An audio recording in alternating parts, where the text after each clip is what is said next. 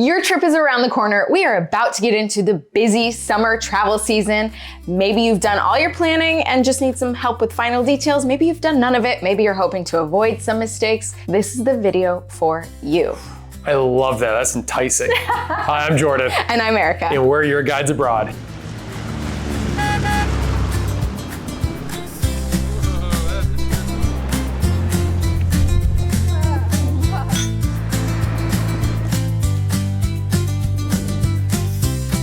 So this isn't going to be fully comprehensive, but these are some really good reminders to help make sure your trip is great. We are starting with number one, getting there. You probably already have your flights booked at this point, so we're just gonna talk about a couple things to help you get into the country of destination. It's stress-free. Yeah. Getting around, let's talk transportation for your travels around Europe, your escapades, if you will. So if you want to avoid vignettes and speed limits and getting tickets, you can just take trains. Trains are awesome. We love trains. We love trains, even if you are going country to country. Let's say you are still in the process of mapping out your route. Looking at you, cousin Christine. Go by the trains. Trains are so easy and accessible and efficient and better for the planet. And just you gotta run the numbers, see if a train pass is worth it or just buy an individual ticket. Depends what you're doing.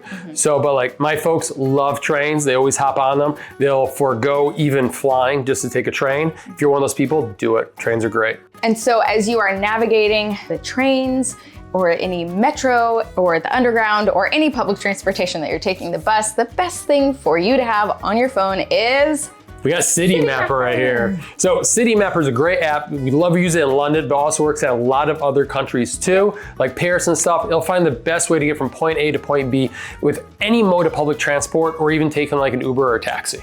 So download CityMapper before you go. Another great app to use is for your data plan, your internet plan. So that is AIRALO. It's an app that buys you an eSIM. It's an electronic SIM card. You know those little cards that you put into your phone? Enables you to connect to the local network. Anyways, with AIRALO, they're just really affordable. We're talking like only like $5 to $10 for like a data plan. So download that before you go, understand how to hook it or connect it to your phone. And then when you land, you have Wi-Fi and you're ready to go, or data. And it was fun as we were driving through different countries last summer to switch the eSIM as we were going.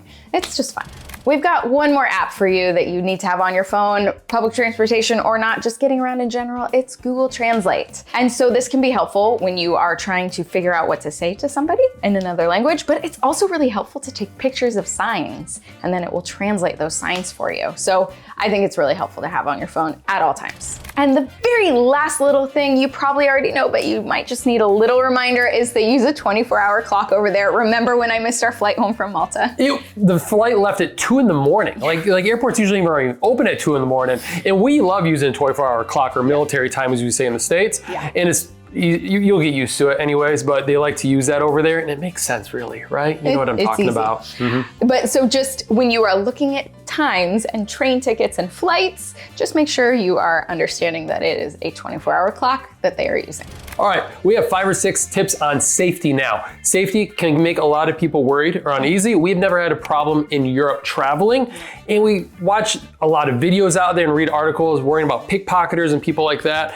And with these tips, you can avoid those issues, but don't overthink it. I mean, you might not be able to totally avoid the issues, but just use common sense and don't overthink it. There you go. Don't be too worried. So tip number 1, don't take your entire wallet out with you, because if you are going to have a pickpocket come with some sticky fingers, you don't want to lose all of your credit cards, all of your cash, everything. So leave some of your credit cards and cash like in a room or in a safe place like a safe. I always like carrying a money clip, so it's always in my front pocket. So it's an easy thing to avoid there. Talking about that too is like your phone. Never put your phone in your back pocket. We did that in the metro in Paris. I did without thinking, and local media's like, you gotta get your phone out of your back pocket. They're eyeing you right now.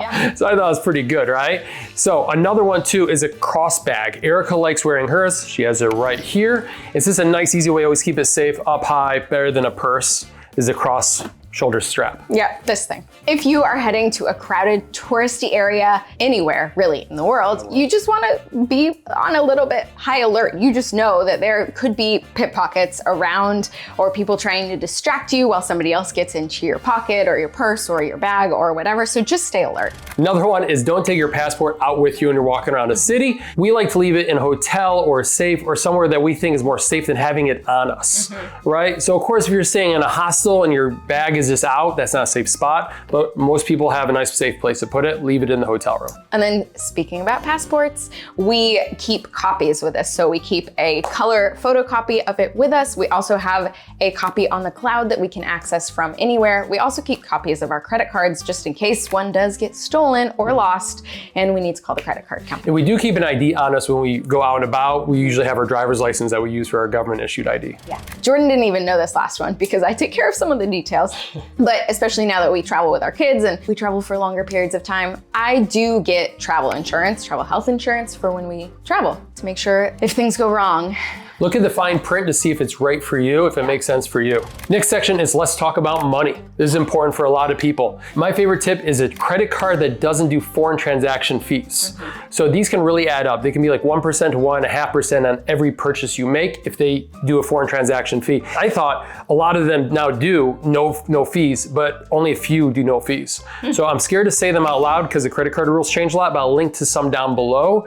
So really check your own credit card to see what it does. If not, click below to find some new credit cards. My favorite tip is, you know, when they come over to you with the card terminal and you're paying at the restaurant, you put your card in and then it asks you, would you like to pay in local currency or would you like to pay in US dollars? Almost all the time, it's going to be better to pay in the local currency. So you can just not be confused, just hit local currency. That also goes for when you are taking money out of the ATM, local currency. And that's because your bank will give you a better transaction fee. Yeah, so I think it's that A conversion fee. I think it's that the card terminal charges you a percentage on top of it. Oh, really? Okay. Yeah, so I think there's like multiple percentage. And the last one, we love using our Amex card because we get so many travel perks like the Amex Lounge that we are going to be going in. No, can't wait. When we go through, do the Eurostar, there's a lounge on each side, but Amex isn't accepted everywhere. It's accepted a lot of places, but there might be some smaller shops or some places that just don't accept Amex. So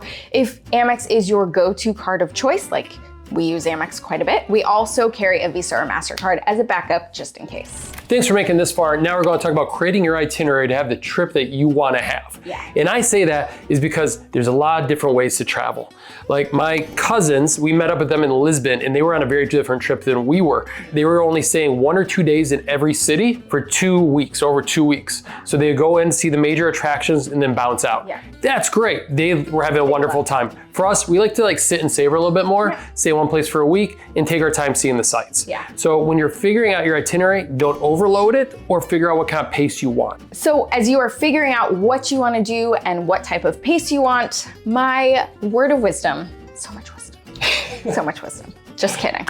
But my piece of advice is it's okay to do touristy things because you're a tourist. And I know there's a lot of headlines out there like, do this like a local, be like a local. And that's great because sometimes you do want to sit in a cafe in Paris and just enjoy, or go to a neighborhood pub and have a pint. But sometimes you do want to do the touristy things. You will want to go to the museums in Paris and you will want to go to the London Eye. Why not? Why not? Or the Tower of London or whatever. So it's okay to do touristy things. Take a tour. They're so interesting. We love the Send boat tour. We resisted for a long time, but we did with the kids. It's such a great way to see Paris. It's just fun. Figure out those ones that you want to do and just make sure to book in advance because those touristy activities can be more full. So look on their website, their official website, to see if you can pre-book tickets and pick a date and time you want to go. So once you've kind of figured out what you want to do and the pace of what you want, I like to group things on a map and see if I can create days. So days that feel like the right pace for us, so we can see 1 or 2 really cool things. We can find a cafe to sit in.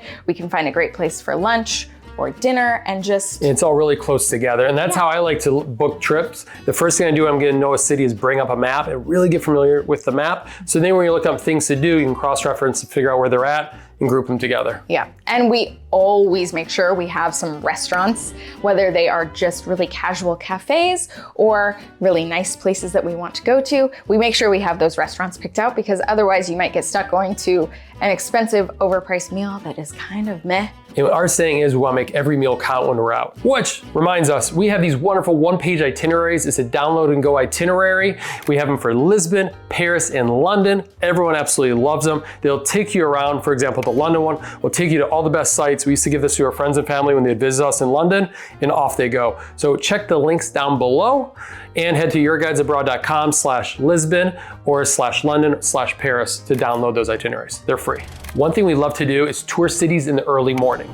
Erica's an early riser, I'm not, but still, like, I'm only talking like 8, 9 o'clock. Cities like to sleep in. No matter where you are in the world, they kind of start a little later because they're up later. So like, get out there at sunrise or even 8, 9 o'clock to wander the streets. It's the best time. It's quiet. It's great for photographs. Just enjoy it out there. One of my favorite memories ever, we were living in London and we woke up, got a pub at 6 a.m. for a morning pint. It was just something for fun. We don't normally do this. And then I spent the next 2 hours walking along the embankment, walked through Westminster, visited around Buckingham Palace, and I was done by like 8 a.m. and there was no one out there with me. It's still the most special, memorable moment. Great way to skip the lines when you're visiting some major sites around Europe is go towards closing time. Like an hour before last entry, there's usually nobody there. You can walk right in and really enjoy yourself. What we find is a lot of these tour books give the same advice about going early or like right at opening. But then we find big lines at opening because everyone's reading the same book. So switch up your day, try to go at closing. And then if you are going to some big attraction like museums or big historical landmarks, castles, you will probably want to buy your tickets online in advance, and there will often be a skip the line option available too. So just check online the official websites to book your tickets. And one little tip, if you are visiting Paris anytime before or shortly after the Olympic Games or the Paralympics, make sure you check the official websites to see what is closed, because a lot of places will be closed as they set up and break down some of the structures from the Olympics. We have a link down below to that official website. All right, we love making the most of every meal that we have on vacation because, I mean, why not? It's just fun, right? It is. So, make your dollars count. Yeah. In your experience. Here are some tips for planning your meals wherever you are in Europe. So number one is you might need to make some reservations, especially for dinner and especially in cities. So as much as it can be annoying to plan that far ahead, you know, sometimes like what you're gonna have for dinner, make sure you have a few restaurants picked out and reserved. You'll enjoy it. How far in advance do you think? 1, 2 weeks, or not even that far, even a couple days? You can even do it a couple days before. So just make sure you have some reservations so you're not rolling up at 8 p.m. trying to get into a tiny, fully booked restaurant in Paris. And make sure you check their opening hours or when is the normal time to eat in that culture. Us Americans with kids, we like to eat early. Like our kids like to eat early, like 5 o'clock. A lot of places aren't even open yet. Like in Lisbon, a lot of the restaurants are open until 7 or 7:30. Yeah. So know the local customs for eating and when.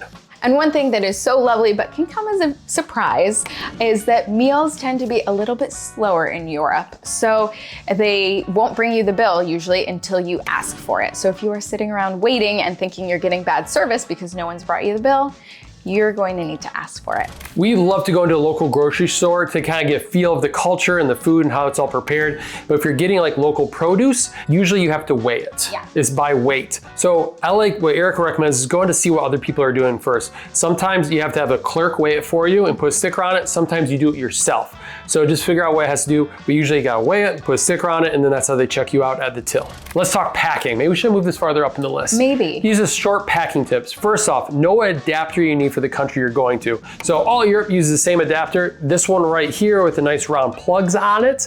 The only oddball out in the group is the UK. They have a big 240 volt adapter for it. And usually you need a converter on there also, especially if you're using like a hairdryer product. We really don't recommend bringing appliances that require heat, like hair dryers and flat irons and that stuff. irons and stuff. Just because that takes a lot more power, and sometimes these converters can't handle that. I do also want to mention we have packing lists for different countries and cities on our website. So head to yourguidesabroad.com and you will find those packing lists that will help you out. Another thing you will want to bring, you are going to be walking a lot. So bring comfy shoes and make sure you break them in before you actually get there, because there's nothing worse than setting out on a 15,000 step day with a blister on your pinky toe. And another big one is dress in layers. Since you're gonna be starting early in the morning, a lot of places like the UK can still be pretty chilly in the morning, even in July, and they'll get warmer as the day goes on. So it's nice to wear layers. And just a note, Europeans tend to dress up a bit more than Americans do. So bring some fancy stuff if you feel like it, if you're so inclined. Also, make sure to bring a water bottle too, so then you're not grabbing a bunch of plastic water bottles. A lot of these big cities now have water filling stations around, so water bottles very helpful. Last section is for kids or people traveling with families. Big tip is playgrounds. Wow, they have so many wonderful playgrounds around these European cities. Find them on a map, use Google Map to hunt them down. It's nice to incorporate them in the day to keep the kids happy. Yeah, Favorite ones like Luxembourg Gardens in Paris has a big playground, and also Princess Di Playground in Hyde Park, right? Yes. That's wonderful. And pretty much any playground in the whole entire Jungfrau region in Switzerland. Yeah. Take me back. It was so good. Oh, and that Princess Di Playground is actually Kensington Gardens, which is part of yes. Hyde Park. I always get mixed up on those, but they're connected. If you are heading to a museum with kids, a lot of times they have great cafes, so those can be your friends. So go see a little something, expose your child to some art or science or whatever you are seeing, and then take them to the cafe for a fun treat. It's just fun. Which reminds me, if you have a picky eater, pizzerias are your friend. They're everywhere. It's a wonderful, easy way for those kids who need a little help. And they're generally pretty cheap. And if everyone's tired and you just can't muster up the energy to go somewhere, sometimes sitting on a bus is great. So you can start at the beginning of the line or close to the beginning of the line. If you're worried about it being too crowded, you can go during a non-rush hour time. And this is especially wonderful if you are visiting London. Go sit on the top of a double-decker bus at the front and just enjoy the view for like an hour. Make sure you grab our one-page itinerary. They're free. It's a great way to at least have one perfectly planned out day in the city. Like I said, my favorite one is the London one because this is what we'd give all of our friends to get them out the door. We also have a Paris one, which is a wonderful walking tour of Paris with museums and plus great places to eat. You can't go wrong. We also have one to Lisbon that starts at the top of the hill, works all your way down. So just check that out at yourguidesabroad.com. And our website has a lot of great resources for you to help you plan the rest of your trip and future trips to Europe.